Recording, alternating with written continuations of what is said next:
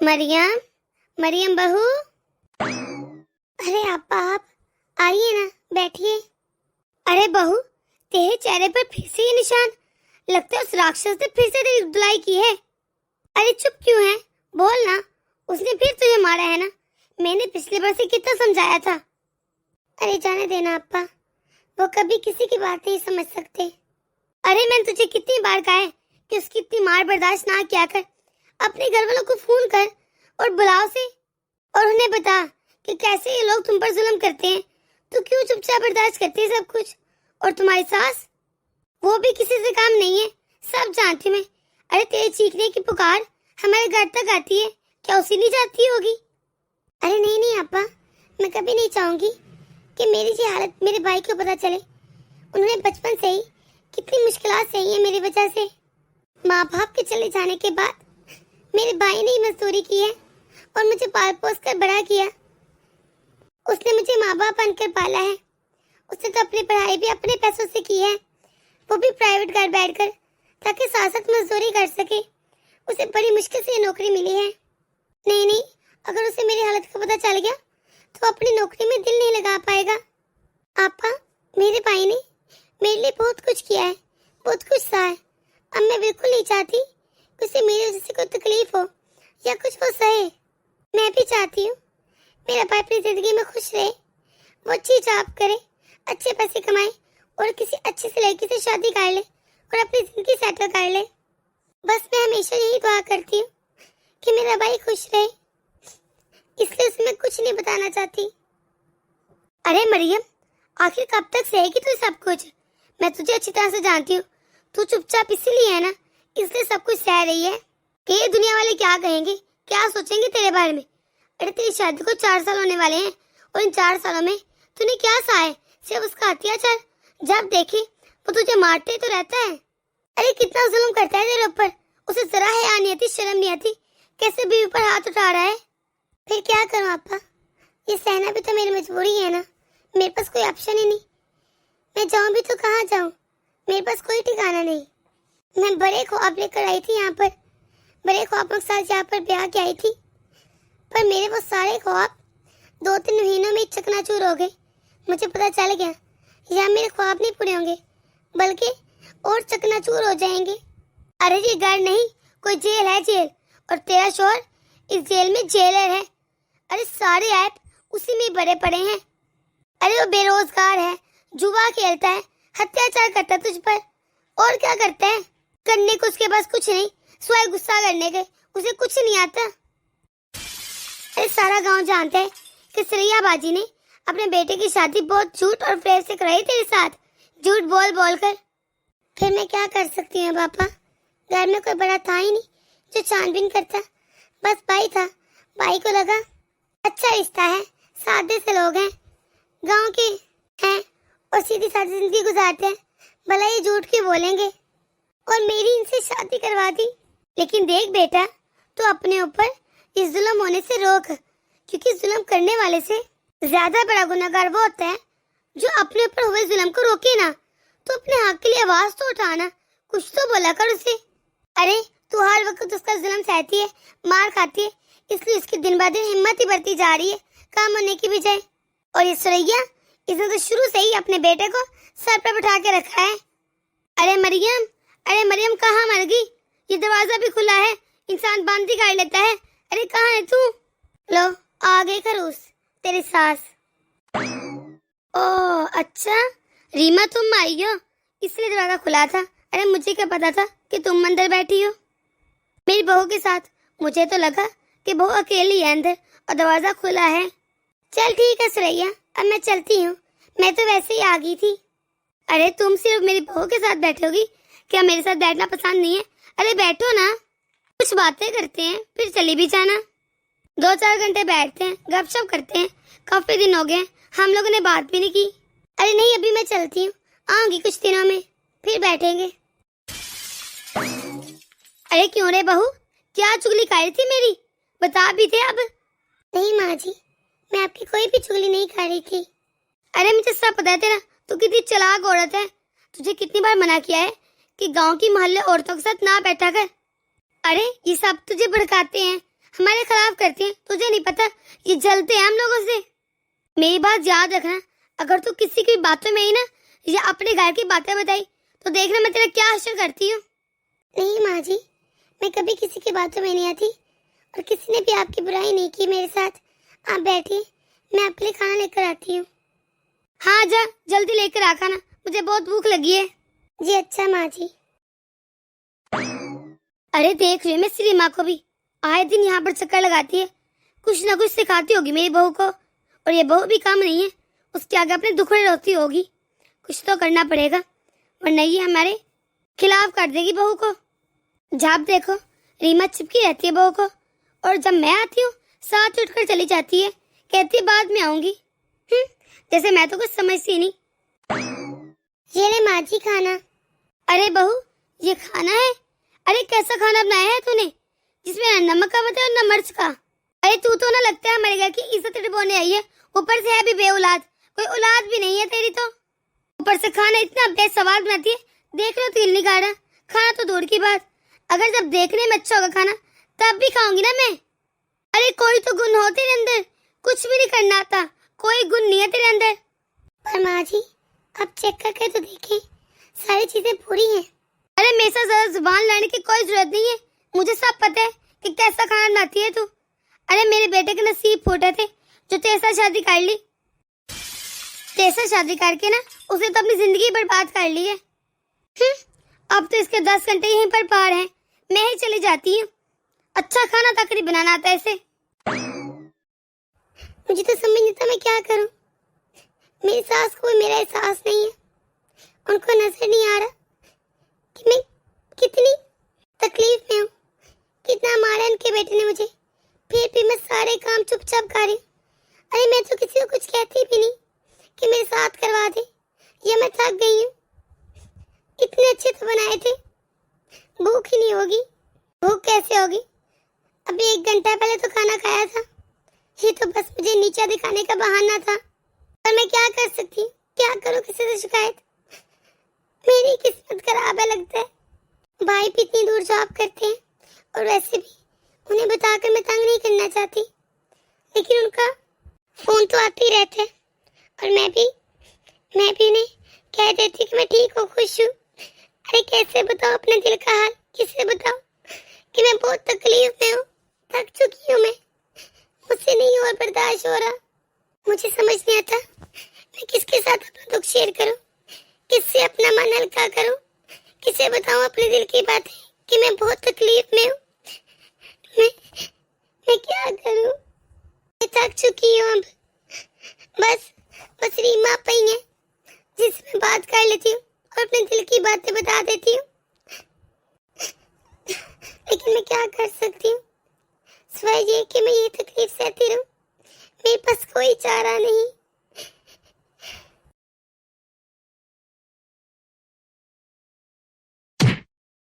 Please ji, please मुझे मत मारी, मैंने कुछ नहीं किया। अरे तेरे तो आज क्या है नहीं, अभी तेरी अच्छे से धुलाई करता हूँ ना तब आएगी तुझे मेरी बात समझ। जब तक तेरी धुलाई ना हो जाए तुझे कुछ समझ ही नहीं आता। प्लीज छोड़ दीजिए, मत मारे मुझे, प्लीज बस कीजिए, मैंने कुछ नहीं किया। अरे तुझे कितनी बार समझाना पड़ेगा, तो मेरी बात क्यों नहीं मानती? मेरी कोई गलती नहीं है जी, मम्मी जी ने मुझे भिंडी की सब्जी बनाने को बोला था, इसलिए मैंने बना दी। अरे तुझे नहीं पता कि मैं भिंडी की सब्जी नहीं खाता? क्या जरूरत थी भिंडी की सब्जी बनाने की? तेरा बाप नहीं पाल रहा, मैं पाल रहा तुझे, इसलिए जो मैं कहता हूँ ना वो कर चुपचाप। खबरदार तूने अपनी मर्जी की तो। अरे बस कर दे इतना, मर जाएगी वो, छोड़ दो उसे अब। अरे कब से मारे जा रहे हैं, कभी बाल खींचे कभी कुछ, बस कर दे, आजकल इतना ही बहुत है, बाकी फिर के लिए रख दे। ये ना कि कल को मर गई हमारे ऊपर केस ही ना दे कोई, अभी के लिए बहुत है, बस बहुत हो गया। इनका जुल्म तो बढ़ता ही जा रहा है, किस हद तक मारे उस बेचारी को, कैसे उसका सर फाड़ दिया है जिसम पर इतने निशान है और मारे जा रहे जिंदों की तरह। अब कुछ तो मुझे करना पड़ेगा। मैं भी घर जाती हूँ और जाकर इसके भाई को फोन करती हूँ, उसे सब कुछ बताती हूँ ताकि वो आकर देखे अपनी बहन को कि कहाँ पर है वो और किस हाल में है, किन जानवरों के पास फंसी है। कम से कम वो यहाँ से तो निकले ना, इस तरह तो एक दिन मर जाएगी। ऐसे करती हूँ, अभी जाती हूँ। अरे रीमा मेरी बात को समझ, तू फोन ना कर। अगर तूने मरियम के भाई को फोन किया तो सरैया और इर्तिजा हमारा जीना हराम कर देंगे। तुझे नहीं पता उनका? अरे नहीं जी, बस अब कुछ भी हो जाए मैं तो फोन लाजमी करूंगी। मुझसे मरियम का दुख नहीं दिखा जा रहा। अरे बेचारी को कितना घसीट घसीट के मार रहा था, उसकी कोई गलती भी नहीं। अगर गलती भी हो ऐसे मारते हैं कोई? इतने जोर से उसे मारा है, उसका सर भी फट गया है और फिर भी उसे हया न आई, मारी जा रहा है मुसलसल। और उसकी माँ कैसे मजे से कह रही थी बाकी फिर के लिए छोड़ दे, मार मरा गई तो केस हम पर आ जाएगा। अरे जरा एहसास दी इस औरत को भी। अरे मैं तो फोन कर ही रहूंगी। हेलो अस्सलाम वालेकुम तलहा, मैं रीमा आपा बोल रही हूँ। वालेकुम अस्सलाम, जी बोलिए आप कैसी हैं आपा? अरे बेटा मैं तो ठीक हूँ, लेकिन मरियम की हालत बहुत खराब है, तो जल्दी आ जा, इससे पहले इसकी हालत बिगड़ जाए। क्या क्या मतलब, क्या हुआ मेरी बहन को? मैं अभी आ रहा हूँ, मैं अभी ऑफिस से छुट्टी लेकर अभी निकलता हूँ। वैसे हुआ क्या रीमा आपा, मुझे कुछ तो बताए ना। मेरा दिल बहुत बैठा जा रहा है, मैं बहुत परेशान हो रहा हूँ उसकी वजह से। अरे बेटा तू बस जल्दी आ जा, ज्यादा सवाल न कर, इधर आएगा तभी बताऊंगी मैं, फोन पर बात नहीं हो सकती। तू इधर आकर अपनी बहन को देखेगा ना, तुझे खुद पता चल जाएगा सब कुछ। जी अच्छा आपा, मैं आता हूँ। मरियम, अरे मरियम कहाँ हो? अरे भैया भैया आप कब आए? आपने मुझे आने से पहले बताया ही नहीं, मुझे कॉल ही करते थे। अरे भैया लेकिन आप यहाँ पर कैसे आए? आपने मुझे बताया क्यों नहीं? आपको किसी ने कॉल तो नहीं की थी ना? मुझे बताया तो सही। अरे मरियम, ये तेरे चेहरे पर क्या हुआ है? तेरे चेहरे पर इतनी चोटें, और ये क्या हुआ है? अरे मुझे बता तो सही बेटा, किसने किया तेरी ये हालत? देखना मैं उसका नशा नशर कर दूंगा। तूने क्यों नहीं बताया अपनी भाई को? क्या तूने मुझे इतना पराया कर दिया कि तूने अपने भाई को कुछ भी बताना जरूरी नहीं समझा? अरे नहीं भैया ऐसी कोई बात नहीं, मुझे किसी ने कुछ नहीं कहा। ये तो मैं वो गिर गई थी, हाँ गिर गई थी। आपको किसी ने कुछ कहा है क्या? अरे मुझे बेवकूफ बना रही है। तुझे क्या लगता है तेरी बातों में मैं आ जाऊंगा? मैं तेरा भाई हूँ, अच्छे से जानता हूँ तुझे। तू मुझे सब कुछ सच बताती और कितने मजे से पूछ रही है कि क्यों आए हो यहाँ पर? अगर मैं नहीं आऊंगा तो कौन आएगा पगली? मुझे बताओ ना, ये सब क्या हो गया मेरी बहन? तूने क्यों नहीं बताया अपने भाई को? क्या मैं तेरे लिए इतना पराया हो गया? अरे मुझे एक बार कॉल तो करती। तो क्यों सह रही है सब कुछ? क्या मैं तुझे बोझ समझता हूँ, या मैंने तेरी अच्छी देखभाल नहीं की, या मैं तेरा ख्याल नहीं रखता था? अरे मुझे कॉल करती, सब कुछ छोड़कर तेरे लिए दौड़ा आता। अरे गुड़िया तू तो मेरी जान है। भैया भैया भैया मैं बहुत थक चुकी हूँ, मुझे वाकई में आपकी जरूरत है। मैंने आपसे झूठ कहा कि मैं अपने ससुराल में बहुत खुश हूँ, मैं बिल्कुल भी खुश नहीं हूँ। मुझे हर रोज सिर्फ गालियाँ और ताने सुनने को मिलते हैं। ये मुझे रोजाना मारते हैं बिना किसी वजह के, मेरी कोई गलती भी नहीं होती। भैया मैं थक चुकी है ऐसी जिंदगी से। बस मेरी बहन बस, अब रोना बंद कर। मैं तेरी आंखों में आंसू नहीं दे सकता। तेरा भाई आ गया है ना, तुझे फिक्र करने की कोई जरूरत नहीं। देखना मैं दरिंदों को बिल्कुल नहीं छोड़ूंगा। जिसने मेरी बहन को रुलाया, इतना मारा, एक एक से बदला लूंगा। तो चुप कर जा मेरी बहन, और तुझे यहाँ पर भी रहने की कोई जरूरत नहीं है अब। भैया भैया मैं आपको बताना चाहती थी, लेकिन मैंने बहुत कोशिश की मैं यहाँ पर रह लूं, मेरा घर खराब ना हो, लेकिन ये लोग भैया। चुप चुप मेरी बहन, तुम्हें अब सहने की कोई भी जरूरत नहीं। मैं आ गया हूँ ना, अब तेरा भाई आ गया है।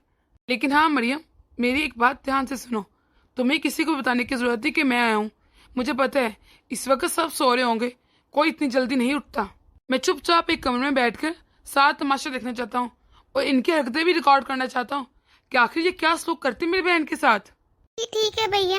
अरे मेरी बहन, मैं एक कमरे में बैठ जाता हूँ, तुम मुझे बता दो कि सब कब उठते हैं। मैं उनके उठने का इंतजार करूंगा और एक कमरे में बैठकर सब कुछ रिकॉर्ड कर लूंगा।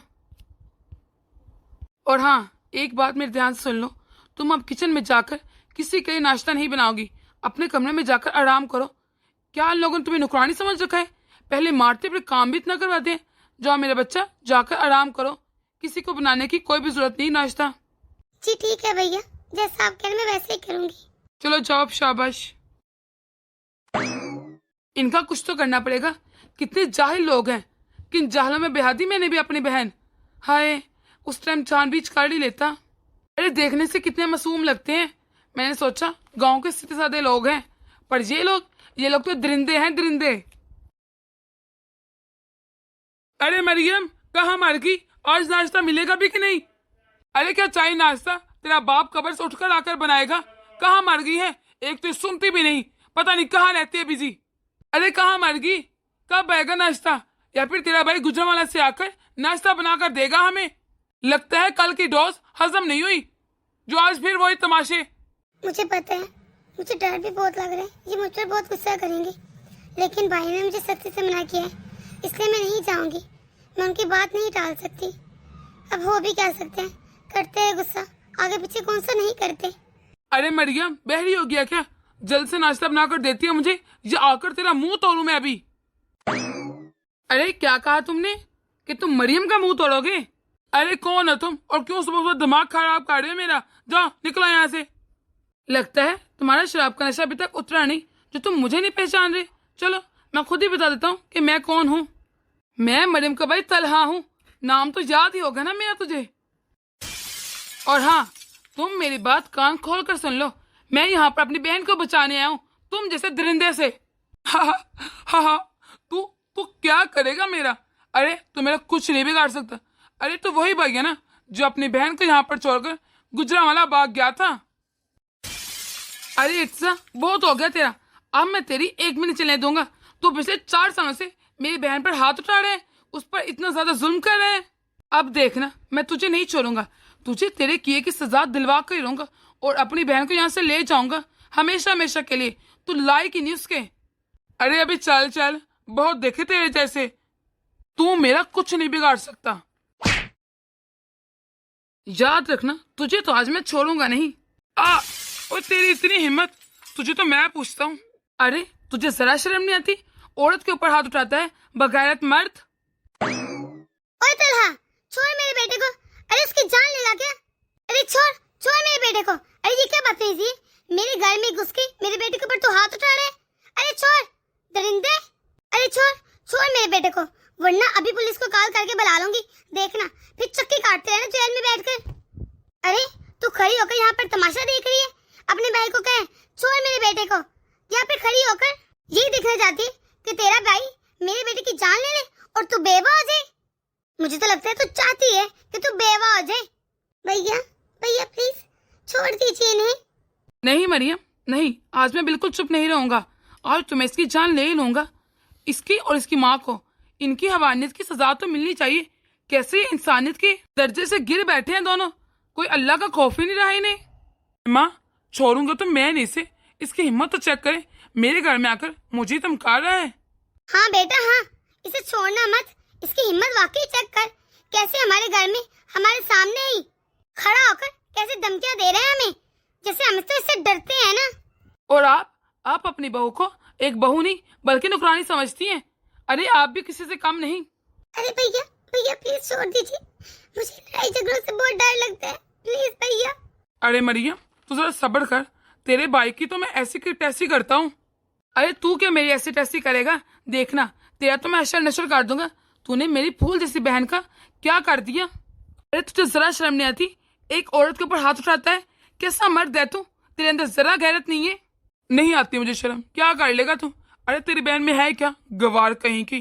खाना तक तो अच्छा बनाना नहीं आता उसे। और क्या, ना ही खाने बनाने का ढंग है और ना ही कोई औलाद दी मेरे बेटे को इसने। हाँ, बांझ कहीं की। मैं सच में तुम्हें इट्सा बहुत अच्छा इंसान समझता था, लेकिन तुम्हें जरा शर्म नहीं आती? एक औरत के ऊपर तुम कैसे हाथ उठा सकते हो? अब देखना मैं तेरे साथ करता क्या हूँ। अब जो भी फैसला होगा गांव की पंचायत करेगी। आज ही मैं पंचायत को बुलवाता हूँ और देखना तेरा क्या असर करवाता हूँ। उसे दिखाऊंगा कि कैसे तूने मेरी बहन को दरिंदगी की तरह मारा है और कैसे रोजाना उस पर जुल्म करता है। हाँ, देख लेंगे पंचायत को भी। आया बड़ा पंचायत बुलाऊंगा। अरे तेरी तो तू देखना मैं क्या करता हूँ। तूने क्या समझा? मैंने चोरियां पहन रखी हैं। सरपंच जी देखिए, इसने मेरी बहन का क्या असर किया है। इतना मारता पीटता है उसको। अरे कितना बगायत मरता है जी। अरे कौन उठाता है अपनी औरत पर हाथ? और देखे इसने कैसे जानवरों की तरह मेरी बहन पर जुल्म किया है। सरपंच जी, अगर आपको मेरी बातों पर यकीन नहीं क्योंकि मैं यहाँ पर नहीं रहता, तो आप इसके आसपास से पूछ लीजिए, इनकम शहर से पूछे। अरे पूरे गांव को पता है ये बात। और वैसे भी कि आपके इसके चेहरे से इसकी हैवानियत की निशानी नहीं दिख रही। अरे इस कमीने ने, नीच घटिया इंसान ने, जब दिल करता है इसे मेरी बहन पर हाथ उठाता है। अरे बीवी तो दूर की बात, ये तो इसे इंसान भी नहीं समझता, कैसे जानवरों की तरह मारता रहता है। अरे सिर्फ यही नहीं कि हाथों का इस्तेमाल, जुबान का भी वैसे इस्तेमाल करते हैं। ज़हनी टॉर्चर करके रखा है इसे। अरे सिर्फ ये नहीं, इसकी माँ भी साथ में शामिल है, वो भी ऐसे ही करती है, दिन रात ताने मारती रहती है इसे। पिछले 4 सालों से मेरी बहन सब कुछ चुपचाप बर्दाश्त कर रही है और अभी भी इसने मुझे कुछ नहीं बताया। अरे मुझे तो बाहर से पता चला है कि मेरी बहन के ससुराल वाले उसके साथ बहुत बुरा सलूक करते हैं, उसे मारते पीटते हैं। इसलिए मैं भागा भागा यहाँ पर आया, वरना तो मुझे शायद पता ही न चलता। ये लोग तो इसी तरह से मार मार कर शायद जान ही ले लेते इसकी। अरे क्यों इर्तिजा, ये मैं क्या सुन रहा हूँ? तू अपनी बीवी को मारता पीटता है, उसे ताने देता है, तुझे जरा शर्म नहीं आती? अरे तू तो मर्द कहलाने के लायक भी नहीं। अरे तू तो इंसान भी नहीं बन सकता, शोर कहलाने तो दूर की बात। तुझे जरा शर्म नहीं अपनी बीवी को गालें देते हुए उसे मारते पीटते?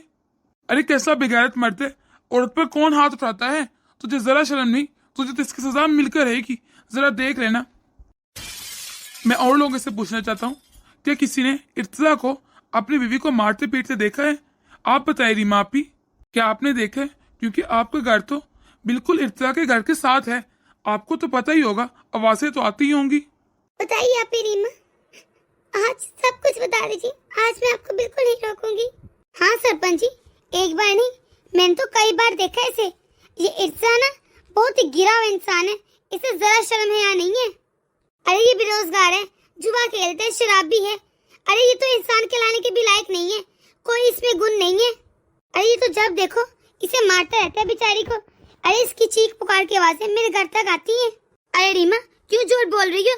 ऐसा कुछ भी नहीं है, तुम तो मेरे बेटे पर इल्जाम लगा रही हो।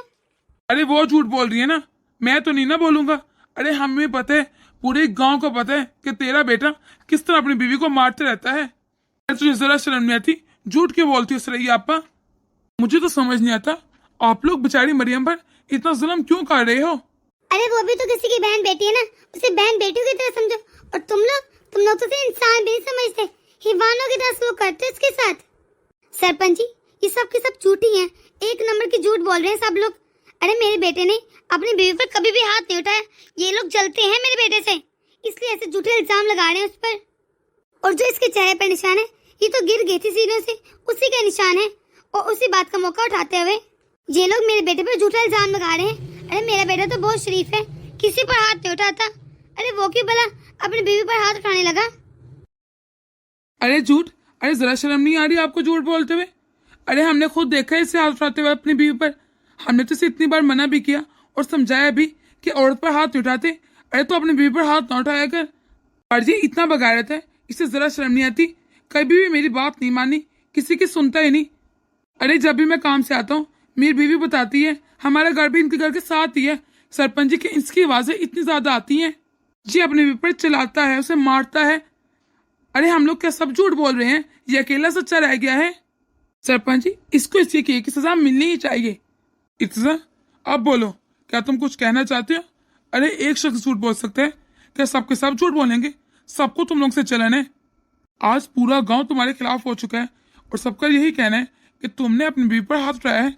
अरे पूरा गांव तो झूठ ही ना बोल सकता अगर एक शख्स बोल रहा है।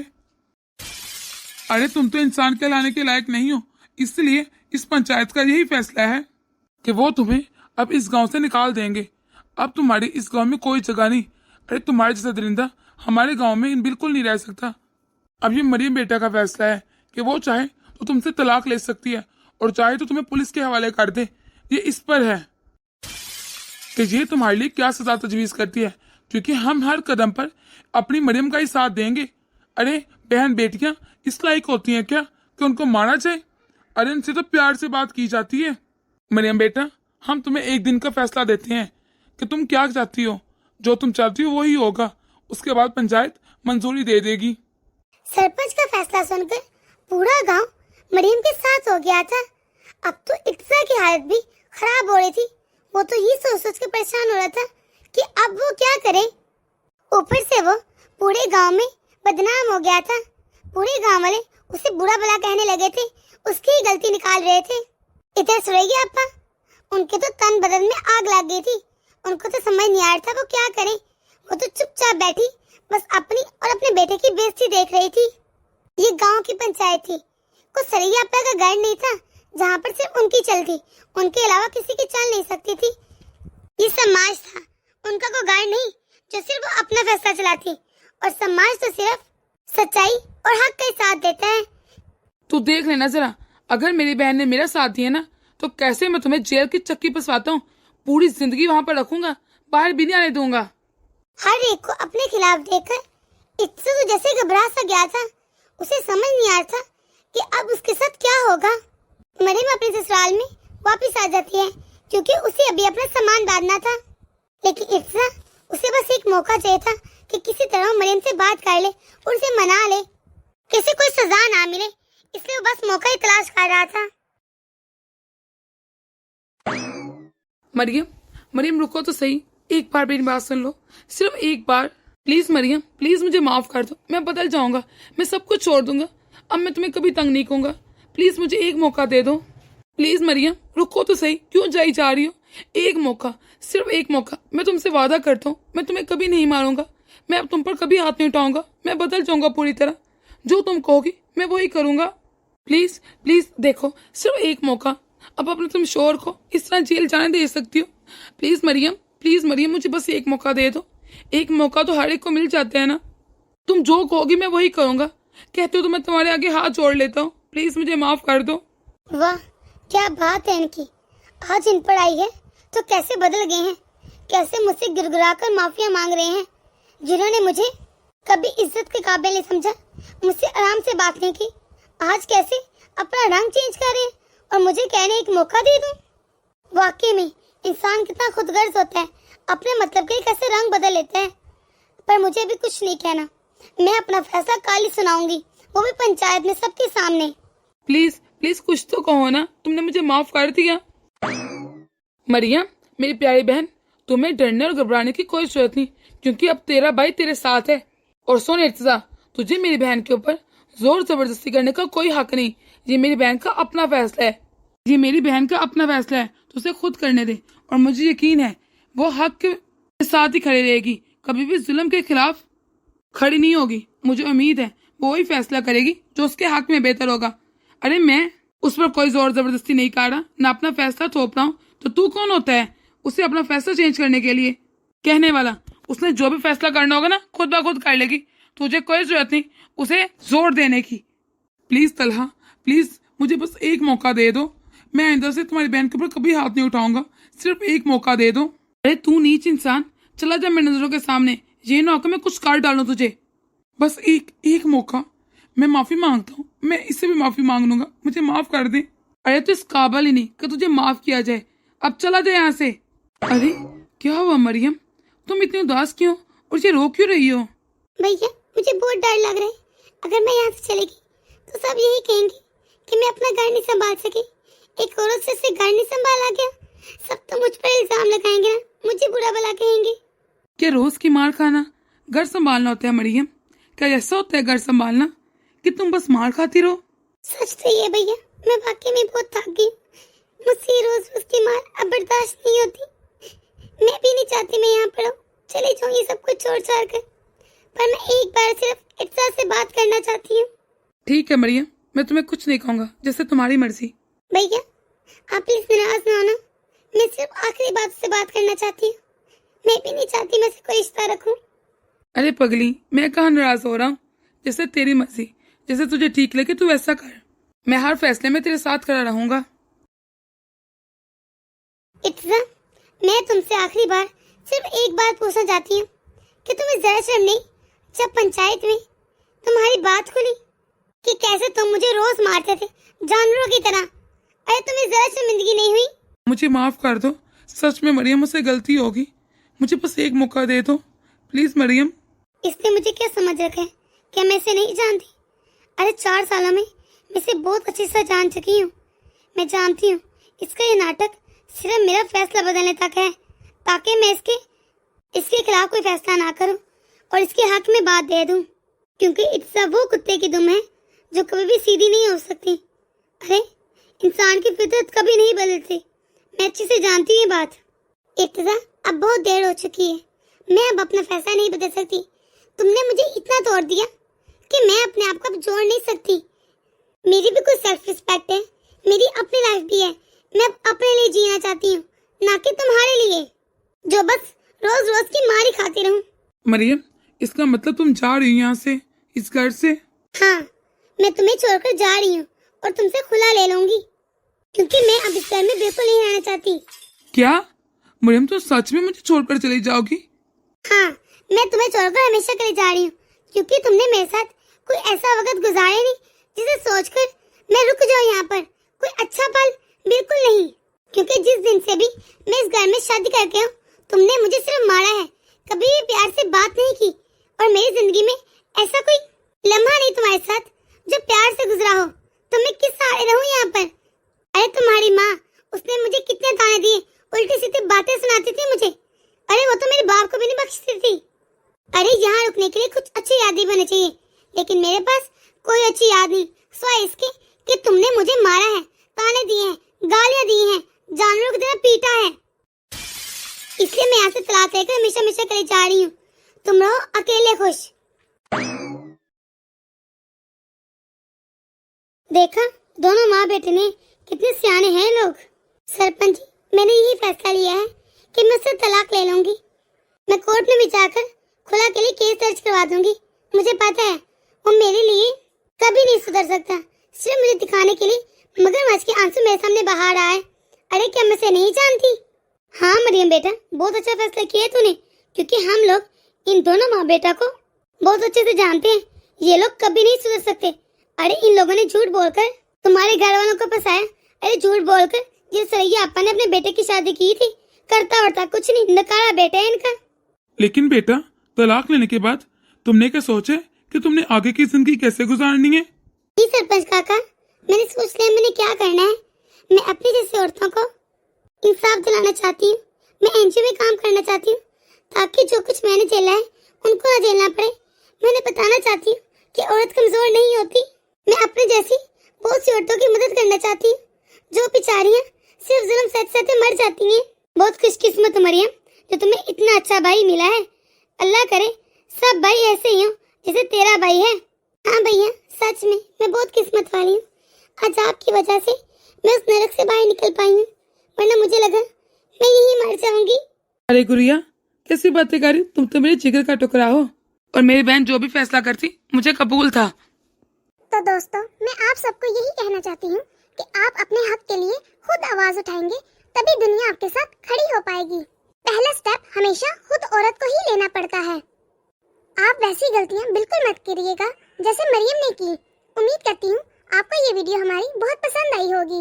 हमारी वीडियो को लाइक और शेयर कर दें। अगर आपने हमारा चैनल अभी तक सब्सक्राइब नहीं किया तो जल्दी से कर दे, ताकि हम आपके एक सब्सक्राइब से मोटिवेट होते रहें और ऐसी मजीद मोटिवेशनल वीडियोस आप तक पहुंचाते रहें। तो मिलते हैं अगली वीडियो में। अपनी दुआ में याद रखिएगा। अल्लाह हाफिज।